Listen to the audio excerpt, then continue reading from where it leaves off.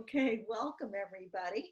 I am Judy Schwiebert, and this is Community Conversations. We're all living through this really challenging time right now, especially challenging, I think, for local business people. But I've been so inspired by all the ways that people have been innovative and have gone out of their way to reach out and help other people. I like to call these many people in our community our own everyday heroes. So I'm really excited today about hosting my friend Eric Walrabenstein from Yoga Pura. He is the owner, founder, director of Yoga Pura, and also of an organization called Bootstrap that I'll ask him to tell you a little bit about as well.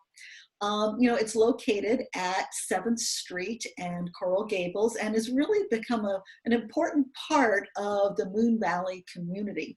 So I'm delighted to welcome Eric, not just as an important member of the community, but as my own personal yoga teacher as well. So thank you so much for being with me today, Eric. You're welcome, Judy. It's my pleasure. Yeah. So tell us a little bit about you, your background, how you came to yoga and eventually started Yoga Pura. Well, it's a long and winding road, as you are well aware. I'll try to keep it as short as I can. But I started my adult life, my career, out as a United States Army infantry officer. Mm-hmm. And I did that on active duty for about 3.5 years or so in the reserves for another 4 or 5. But during that time, and actually a little bit before that, I ended up with a chronic stress injury, a little case of post-traumatic stress from an attack that had happened to me. And when I got out of the service, the symptoms of that stress injury, together with some back problems that I was having, kind of drove me to look for some sort of relief. And I tried a whole bunch of different modalities, physically, mentally, emotionally, and all the rest. And the thing that finally seemed to really work for me was a combination of meditation and yoga, which is actually one discipline, but for another time. Yeah. And so that really changed the trajectory of my life in terms of how I felt and therefore my relationships and how I did at work and all the rest. Mm-hmm. And that made me want to share that with others. So it wasn't long after I kind of discovered this for myself, and this was probably 1990, something like that, mm-hmm. that I decided to take a yoga teacher training program, first of many. And I started teaching. And at that time, I was a corporate person. I was the head of marketing for a nonprofit and then later in the internet industry. But I was doing yoga on the side, teaching probably about 7 or 8 classes a week and finding that really fulfilling. And then one thing led to another. There was a big, as many people probably remember, and unfortunately many people don't because I'm old. There was a big internet crash way back in 2000, and that blew up the company I was working for. And I just made a decision to devote my professional life to helping other people using yoga. And I got in the car, started driving, ended up in Phoenix to visit an old Army buddy, and founded Yoga Pura, and that was in 2001, and we've been going strong ever since. Wow, 2001, that's 19 years. Yes, ma'am. You have been a vibrant part of this community for a long time. So that kind of explains a little bit about Bootstrap and how you came to start that. Tell us a little bit about what Bootstrap is. So Bootstrap is one of the many programs we have that are kind of constellated around our physical location in Phoenix, Arizona. It's an online program for troops and veterans who are struggling with post-traumatic stress disorder. And in the last couple of decades, I've had an awful lot of my friends coming back from Iraq and Afghanistan with devastating mental and emotional wounds. And so we put this program together to help them. And we have there's an online component, but we also have free memberships at Yoga Pura for service members and veterans as well. So just doing whatever we can to help that community. Absolutely. So that's a really wonderful thing for people to know about you. If they're not familiar with Yoga Pura, it's a great place where vets can get free yoga and support. So what would you say generally is the purpose of yoga? Well, it's kind of funny because, I'm not going to get on my soapbox here, but Okay. most people, when they think of yoga, they think of bending and breathing and stretching, and that's certainly a part of it.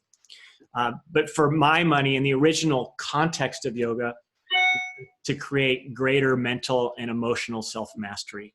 So it's control over our thoughts, it's control over our emotions, and therefore control over our actions and behaviors in the world. And so in a manner of speaking, it's really about sculpting the very best you, and by extension, your very best life from the inside out. So working directly with what's going on inside of us instead of going to war with everybody and everything around us in order to feel better. Exactly. So one of the things that I always say to my yoga classes now that you taught me is that the things that we think of as yoga, all those postures, are really a great place to practice yoga as metaphors for the challenges that we face often. So Indeed, indeed. yeah, so thank you for that important lesson. Speaking of lessons and challenges, we have been facing a particularly challenging time recently with this pandemic and all that goes with it, the economic and emotional and physical stresses of that. So what have you seen out in the world as the main challenges, and as well as what have been the challenges for you as a local business owner Yeah. with this pandemic? One of the things I find really interesting about this time is that it's illuminating for all of us the places where we don't have the level of self-mastery or resilience that we wish we would. And when everything's going right in the world and things are progressing the way we want them, it's not evident that I have these gaps in self-mastery. But when things go sideways like they have, I know for myself, I found some places in my thinking that were causing me some optional suffering, as I like to say. And so I think the silver lining in this is that there's been an awful lot of people that have realized that it's in their best interest to get really serious about their mental and emotional fitness. Mhm. And so they're taking care of themselves better than they were before because the need has shown itself. And so for me, I think that's a real silver lining. And over the past, I guess, since this whole thing kind of came down, 2.5 months now, I've been working with God, hundreds and hundreds of people literally all around the world in this kind of setting, helping people to kind of fine tune things so that they're able to weather these difficult circumstances. So it's been an interesting time for sure.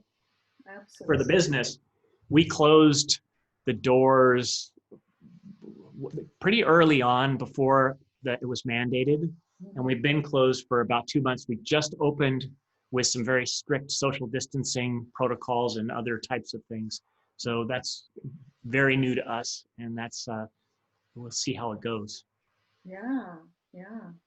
Well, one of my other questions you kind of started to address anyway about, how you're addressing some of those challenges. So you're meeting on Zoom with lots and lots of people really all over the world. What else have you been doing to address those challenges maybe a little closer to home or here in our own community? I know that there's a Facebook group. I don't know if you wanted to talk about that. Yeah, we have a few of them actually. Okay.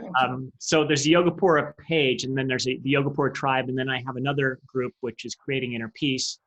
All of them really are just dedicated to giving people the tools and the insights they need in order to better control the thoughts and emotions that sometimes get the best of us. Mhm. And the ironic thing is, the moment that we closed the doors, I got 10 times busier. We shifted and put everything that were doing in the classrooms plus more online to help people because, let's face it, people need help in this time more than they have ever before. So it's been and I think the good news is that it has forced us to take some steps to broaden our reach and to serve more people that we hadn't taken before, but out of necessity, we did. So there's another, I think, silver lining in this whole bit of craziness we're going through. Right. So you've really, in a lot of ways, expanded your reach by going digital. Yeah, dramatically. Yeah, yeah. So for people here in our local community, how can they either give or get help from you and Yoga Pura? Well, they can find us on the web at yogapura.com, and that's kind of central headquarters for all of the programs that we have locally. As I mentioned, we're running kind of a little bit reduced schedule right now in order to keep everybody safe and healthy. But we anticipate that ramping up as we see conditions improve over time. But yogapura.com is one place. If there are people who are looking for more remote help and other assets, my personal website is ericwall.com. That's ERICWAL. And there's a number of free resources and teachings and downloadable meditation and relaxation recordings that people can grab there. Because let's face it, this is a big valley, and to get from one side to the other is not feasible for a lot of people. So Right. that's available too. Great, great. And then I've been tuning into your Facebook group quite a bit too. So I've noticed that you have daily thoughts for the day and some other things. Do you want to talk about what people can find there as well? Yeah, it's just this another kind of repository, if you will. We try to post a mix of yoga classes and wisdom and articles and sometimes videos from me helping people to really make better sense of what might be prompting them to feel a certain way or think a certain way, and to help them kind of better manage that. And that Facebook group is Creating Inner Peace. It's you search that on Facebook. Of course, it's all free, so anybody can join if they feel moved to be part of that community. Okay, well, great. Well, thank you so much for joining me, Eric. You are one of the local heroes in my book any day, just because you provide a lot of inspiration for so many of us and a lot of support. And I hope people will check out the websites and maybe even stop by the studio and sign up for a class. So thank you for everything that you're doing. You're so very welcome. It's my pleasure to be here, Judy. Oh, good. And everybody, I am featuring local business people as well as nonprofits and scouts and other people in our community who are making a difference. So if you know of somebody that I should interview or know about, I'd love to hear from you. So thank you again, Eric, and thank you everybody for being with us today. Thank you.